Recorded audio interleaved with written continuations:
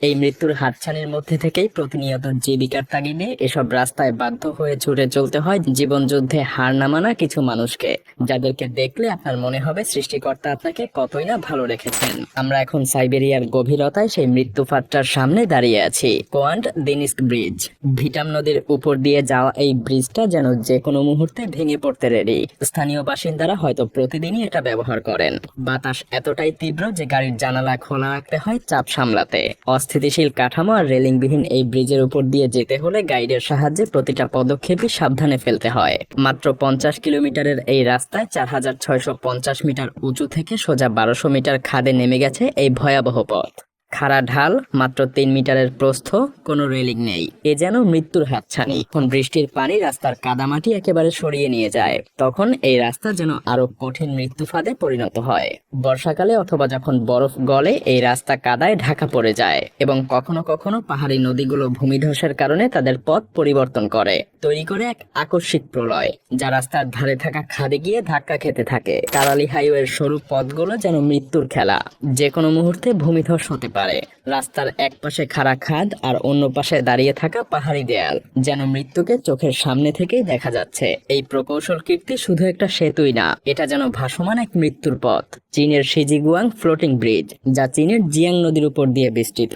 এটার দৈর্ঘ্য প্রায় 400 মিটার। পলিথিনের তৈরি ভাসমান বস্তু পানির উপর টলমল করতে থাকে। আর সবচাইতে ভয়াবহ সতর্কতা হলো আপনার গাড়ির গতি সবসময় 20 কিলোমিটার প্রতি ঘন্টার নিচেই রাখতে হবে, তা না হলে টলমলে পানি আপনাকে গিলে ফেলতে প্রস্তুত। এখন কথা বলা যাক জাপানের আল্পস সম্পর্কে। এখানকার রাস্তা যেন এক অলৌকিক দুঃস্বপ্নের মতো। বরফের 15 থেকে 20 মিটার উঁচু দেয়ালের মাঝ দিয়ে এই তাতমা স্নো করিডোর। এটাকে বলা হয় জাপানের ছাদ, যেন আকাশের কাছাকাছি পৌঁছে যাওয়ার এক রাস্তা। এক অদ্ভুত দৃশ্য, এক বিশাল জ্বালানি ট্যাঙ্কার স্বচ্ছ নীল বরফের উপর দিয়ে চলছে। 600 কিলোমিটার দীর্ঘ এই বরফের রাজ্যে গাড়ি চালানো যেন টিকে থাকার জন্য এক চূড়ান্ত লড়াই। তবে শীতকালীন ঝড় আর তীব্র তুষারপাত চালকদের জীবনকে বিপদের মুখে ফেলে দেয়। ভুল একটাই হতে পারে, এবং সেই ভুলই আপনার জীবনের শেষ ভুল। ফেরিমিডোস রোড নামটা শুনে যতটাই মনোরম মনে হোক না কেন, বাস্তবতা ঠিক ততটাই ভয়ঙ্কর। 10 মাইল দীর্ঘ এই বিপজ্জনক রাস্তা যেন মৃত্যুর এক দীর্ঘ 10 মাইল পথ। সরু বাঁক, 8000 ফুট উচ্চতা এবং কোনো রেলিং নেই। এখানে শুধুমাত্র সাহস না, বেঁচে থাকার জন্য প্রয়োজন অতিমানবীয় দক্ষতা। একটু অসতর্কতা আর আপনার গাড়ি সোজা খাদে। কারাকোরাম হাইওয়ে থেকে শুরু করে তাতো গ্রামে গিয়ে শেষ হয় এই রাস্তা। এক পাশে খাড়া পাহাড় আর অন্য পাশে অসীম গভীরতা। পৃথিবীর অন্যতম কঠিন স্থান, যেখানে টিকে থাকাই এক যুদ্ধ, এবং সেখানে পৌঁছানো যেন মৃত্যুর মুখোমুখি হওয়ার সমান। প্রতিটা মুহূর্তে জীবনের ঝুঁকি। শীতকালে জমে যাওয়া নদীর বরফের ওপর দিয়ে যানবাহন চলাচল করে। এ যেন প্রকৃতি নিজের শক্তি দিয়ে পরীক্ষায় ফেলতে চায়। এখানে ছোট্ট একটা ভুলই হতে পারে চূড়ান্ত ভুল, কারণ বরফের নিচে অপেক্ষা করছে এক হিমশীতল মৃত্যুর রাজ্য। 2757 মিটার উচ্চতা, ইতালি এবং সুইজারল্যান্ডের সীমান্তে অবস্থিত এই রাস্তা যেন যে কোনো চালকের দুঃস্বপ্ন। এই পথে গাড়ি চালানো এক নির্মম পরীক্ষা, যা কোনো দুর্বল হৃদয়ের মানুষের জন্য না।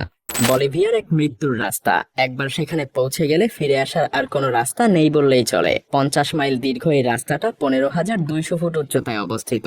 সেখানে বাতাস এতটাই পাতলা যে শ্বাস নিতেও কষ্ট হয়। শুধু মানুষই না, গাড়ির ইঞ্জিনও যেন এখানকার বাতাসে টিকে থাকতে পারে না।